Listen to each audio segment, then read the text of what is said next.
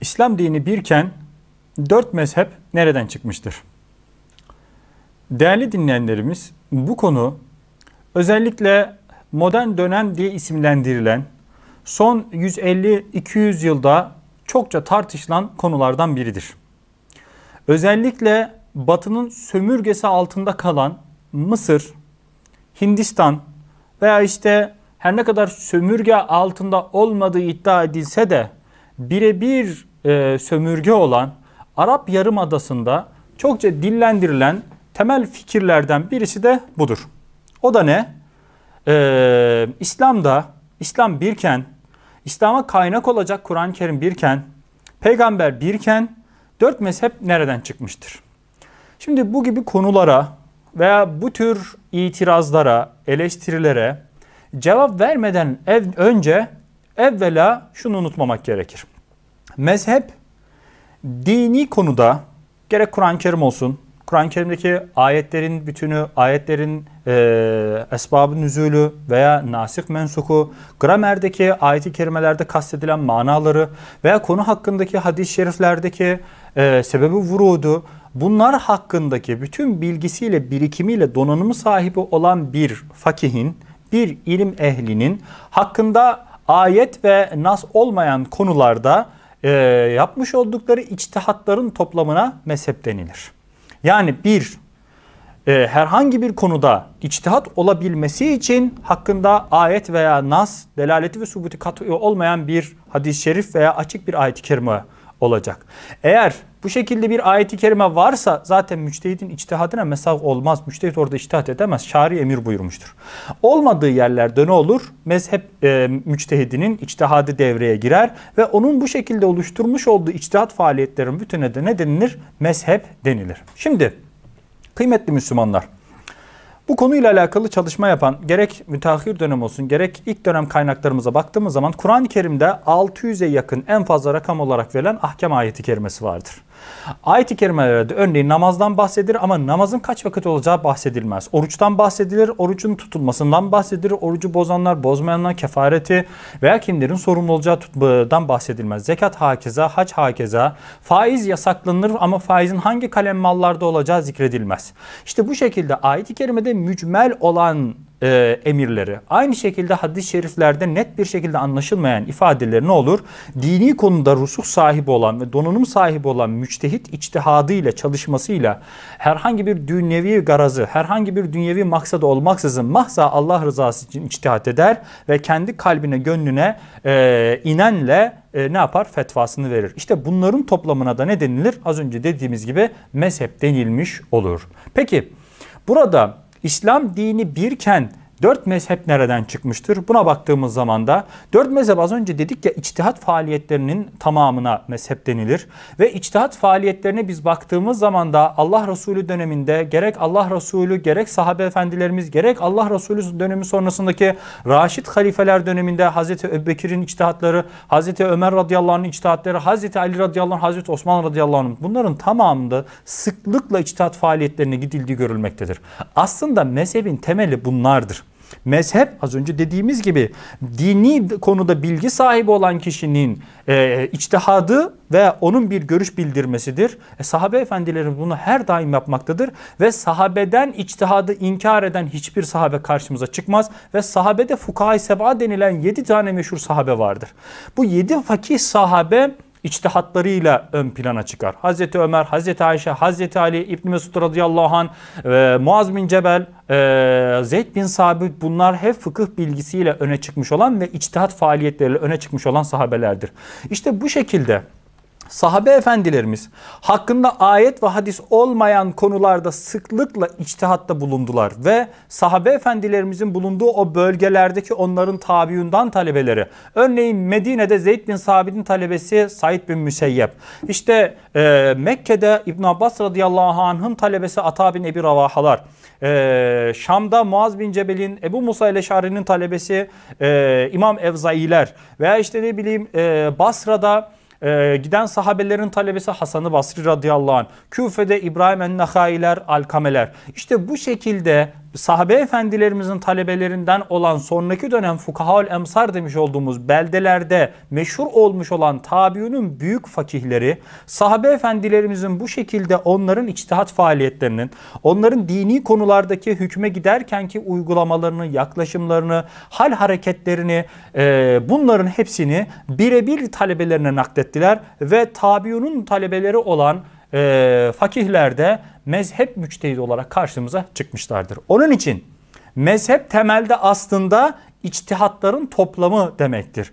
Ve içtihadı da Allah Resulü döneminde gerek Allah Resulü gerek Allah Resulü'nün huzurunda sahabe efendilerimiz. Kanalımızda bununla alakalı mezhep tarihi dersleri vardır. Onunla uzun uzun örnekleri tek tek açıklamaya gayret etmiştik. Oraya meraklı kardeşlerimizin bakmasını da tavsiye ederiz. İkinci olarak Allah Resulü döneminde sahabe efendilerimizin içtihat faaliyetleri ve bunlar sonrasında tabiun ve en sonunda mezhep müçtehitleri ne yaptılar? İlmi konularda bu yönüyle içtihat beyan ettiler. Ve onların bu çalışmaları, onların konulara dair ki fetvaları, vermiş oldukları hükümler sonraki dönemlere doğru birer yerleşmiş ve sistematik hale gelmiş olan bir mezhep olarak karşımıza çıktı. Bakın şu noktayı unutmayalım. Ebu Hanife ben Hanefi mezhebi kuracağım diye Hazretleri bir yola çıkmadı. İmam Şafii ben bir mezhep kuruyorum diye bir yola çıkmadı. Ahmet bin Hanbel Hazretleri yola çıkmadı. İmam Malik Hazretleri çıkmadı. Aslında şurayı da unutmamak lazım. Özünde mezhep 4 değildi tabiün döneminde ve sonraki dönemlerde. Aslında özünde ilmi bilgisi ve birikimi olan onlarca müçtehit tabiün ve tabiün neslinde, tabiünün alt neslinde tabakalarda fakihler vardı. Ama bu 4 mezhep sistematik olarak, bütüncül olarak ve dini hükümlere karşıki vermiş oldukları yaklaşımlarda dört dörtlük olmaları cihetiyle onlardan bir adım öne çıkmıştır. Örneğin İmam Şafii Şam'daki bulunan İmam Evzai hakkında ki kendisinden bir batın önce yaşayan bir kuşak önce yaşayan İmam Evzai hakkında İmam Malik'ten yani hocam Malik'ten daha fakihti ancak talebeleri onun ilmini zayi ettiler der. Onun için o dönemde dini konularda içtihat etmenin adı mezhep idi. Ama sonrasında o içtihatların toplamı daha sonraki talebeleri tarafından derlenilip kuşaklardan kuşak sonraki nesillere intikal olarak mezhep olarak kalmıştır. Yoksa özünde hiçbir müçtehit imamımız ben bugün itibariyle bir mezhep kurdum adı Şafii mezhebi böyle bir şey yok. İmam Şafii Hazretleri gerek Bağdat'ta gerek Mekke'de, gerek Medine'de, gerek sonraki dönemlerinde Mısır'da ilmi faaliyetlerde bulundu. Halaka kurdu ve mesaile dair fetva verdi. Bunu yaptı İmam Şafii Hazretleri. İmam Şafii'nin vermiş olduğu bu fetvalar dört dörtlük olup, mükemmel olup, o dönemdeki insanların ihtiyacını karşılayıp, ilmi olarak bütün ihtiyaçları insanlarda doyurduğundan dolayı İmam Şafii'nin mezhebi veya fetvaları sonraki nesillere mezhep olarak yansıdı. Aynı şekilde Ebu Hanife Hazretleri, Küfe'de akranı olan ve onun gibi düşünmeyen onlarca ilmi cenah olmasına rağmen bir sistem kurdu. Bir halaka kurdu. O halakada tartışma fıkhını açtı. Orada kendine yapılan eleştirilere cevap verdi. Karşılaşılan yeni meselelere fetvalar verdi. Vermiş olduğu bu fetvalar dört dörtlük, sistematik, tam bir şekilde olduğu dönemde kendi kuşağındaki insanları aciz bırakacak şekilde cevaplar verdiğinden dolayı Ebu Hanife Hazretleri'nin bu fetvaları sonraki dönemlerde mezhep olarak yerleşti. Çünkü şöyle düşünün. Hicri 4. asırda yani Ebu Hanife Hazretlerinden 150-200 yıl sonra yaşayan insanlar 150 yıl sonra bir fakih geldi. Bu konuyu öyle bir toparladı, öyle bir derledi ki bütün insanların karşılaşmış olduğu ibadetle alakalı, muamelatla alakalı, ukubatla alakalı konuları Ebu Hanife öyle bir dört dörtlük sistematik hale getirdi ki Hazretleri, Ebu Hanife Hazretleri'nin bu faaliyetleri bizim 4. asırda, 5. asırda ve sonraki bütün asırlarda insanların ihtiyaçlarını karşıladı. Ve öyle bir mükemmel bir tezgah kurdular ki bu tezgahta artık herhangi bir şey ilave etmeye gerek yok. Sistem kuruldu. Sistem sahabeden alındığı üzere tabiinden elden ele alındığı şekliyle en son rutuşu da müçtehit imamlarımız yaptı. Onların yapmış olduğu bu rutuşla birlikte artık çark tas tamam bir şekilde dönmeye başladı. İşte müçtehit imamlarımız az önce dediğimiz gibi ben mezhep kuruyorum diye yola çıkmadı. Bir, İçtihat faaliyetlerinde bulundular. İçtihatları daha sistematik, daha bütüncül, daha net, o dönemin ihtiyacını karşılaması cihetiyle daha tas tamam olduğundan dolayı sonraki kuşaklara, sonraki ilerleyen ehli ilim tarafından kabulü ile mezhep oluşmuş oldu. Yoksa sadece o dönemde içtihat eden alim veya fakih 4 tane değildi. Örneğin Küfe'de İbn Ebi Leyla vardı. Küfe'de Süfyan-ı Sevri vardı. Mısır'da İmam Şafii döneminde, ondan öncesinde Leys bin Sa'd vardı. Şam'da İmam Evzai vardı. Basra'da Osman el-Betti vardı. Mekke'de Salim bin Müslim vardı. Medine'de İmam Malik'in akranı Rebiatür Rey vardı.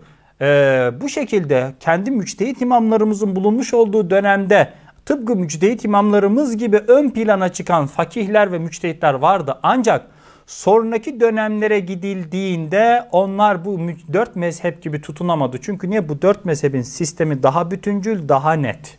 Çünkü onların ilmi faaliyetleri ve ilimdeki zirveleri bambaşka. İşte 4 mezhep özünde bu yönüyle çıkmıştır. Bakın bazılarının dediği gibi efendim 4 mezhep var, 5.'si yoktu. Hayır. Bakın bu ilmi bir cevap değil. 4 mezhebin ötesinde mezhep vardı. Ancak Hicri müçtehit imamlarımız en sonuncusu Ahmet bin Hanbel Hazretleri'dir. Hicri 241'de vefat eder. O dönem sonrasında da vardı. Ancak sonraki kuşaklar evvelki kuşakların sağlamasını yaptığından dolayı sonraki kuşaklar baktılar ki en güzel Ebu Hanifelerin mezhebi, en güzeli Şafii'nin, en güzeli İmam Malik'in, en güzeli Ahmet bin Hanbel. Bunların arasında bu 4 tane mezhep temayüz ettiğinden dolayı 4 mezhep olarak yerleşti. Yoksa kimse tutup şöyle bir şey demedi. Biz şu 4'ünü seçelim, tamam bu 4'ü mezhep olarak kalsın. Veya hiçbir müçtehit fakihimiz şöyle bir şey demedi. Ben bugün mezhep kuruyorum, adı Şafii mezhebi. Ben bugün mezhep kuruyorum, adı Maliki mezhebi. Böyle bir şey yok. Yaptıkları sadece tıpkı sahabe efendilerimizin yaptığı gibi, tabiun efendilerimizin yaptığı gibi veya tebeü tabiunun yaptığı gibi karşılaşılan güncel hadiselere fetva verdiler. Ve bu fetva vermiş oldukları meseleleri bütün ahkama yansıttılar. Bütün mesaile yaptılar. Yani namaz, oruç, zekat, alışveriş, icare, hibe, şirket, diyet, bütün karşılaşılacak olan bütün mesaile karşı fetva verdiler. Ve bu sistemleri de 4 dörtlük olduğundan dolayı sonraki kuşaklar tarafından da kabul edildi. 4 mezhep buradan çıkmıştır kıymetli Müslümanlar. Yoksa 4 mezhep birileri tarafından Ebu Hanife'ye karşı hayranlıkla veya birileri tarafından siyasi olarak Şafii'nin kayırılmasıyla veya İmam Malik'in kayırılmasıyla, Ahmet bin Hanbel Hazretleri'nin kayırılmasıyla değildir. Çünkü müçtehit imamlarımızın hayatlarına baktığımız zaman da müçtehit fakihlerimizin ve imamlarımızın tamamının hayatı mücadeleyle geçmiştir. Ebu Hanife Hazretleri hapiste vefat etmiştir. İmam Şafii Hazretleri muhalifleri tarafından dayak yediği için vefat etmiştir. Ahmet bin Hanbel Hazretleri hapiste sağlığından dolayı çok ciddi bir şekilde hastalık geçirdiğinden dolayı vefat etmiştir. Yani bu şahısların ne kendilerinin bu şekilde ben mezhep kuruyorum diye bir iddiaları var, ne de bu şahısların kendilerine dair devlet olsun veya belli bir takım kurumlar aracılığıyla olsun bir temayüzü söz konusu. Onlar Allah rızası için dini meselelerde, Müslümanların karşılaşmış oldukları konuda ilaç bulmaya, insanlara karşı bunlara fetva vermeye çabaladılar. Ve onların samimiyetleri, onların ilimdeki bu zirveleriyle birlikte Mevla Teala da onların o faaliyetlerinin 14-15 halen daha Müslümanların onların o fetvaları üzerinden hareket etmesinin fazileti onlara nasip oldu. Yoksa az önce dediğimiz gibi ne müçtehit imamlarımızın böyle bir derdi vardı ne de onlara tanınan bir hususiyetti. Onların döneminde onlarda müçtehit fakih vardı. Onlar da ilimin zirve dönemiydi çünkü. Ancak Mevla Teala bu 4 müçtehit imamımıza bunu nasip etti. Onun için bugün günümüzde modern dönemde özellikle İslam karşıtları modernistlerin veya oryantalistlerin bunların iddialarına bir Müslüman olarak kulak vermek doğru olmaz kıymetli Müslümanlar. Özünde bu şekilde mezhep münkirliği veya mezhebe karşıtlık gibi gözükse de aslında bu insanların derdi İslam'la, aslında bu insanların derdi Kur'an'la veya Hazreti Peygamber'le. Allah Resulüne dil uzatamayıp Kur'an-ı Kerim'e dil uzatamayanlar veya İslam'ın ahkamını beğenmeyenler kendilerine hafif olarak veya kolay olarak müçtehit imamlarımızı veya onların oluşturmuş oldukları bu mezhep faaliyetlerini eleştiriyorlar. Müslüman bu konuda uyanık olmalı.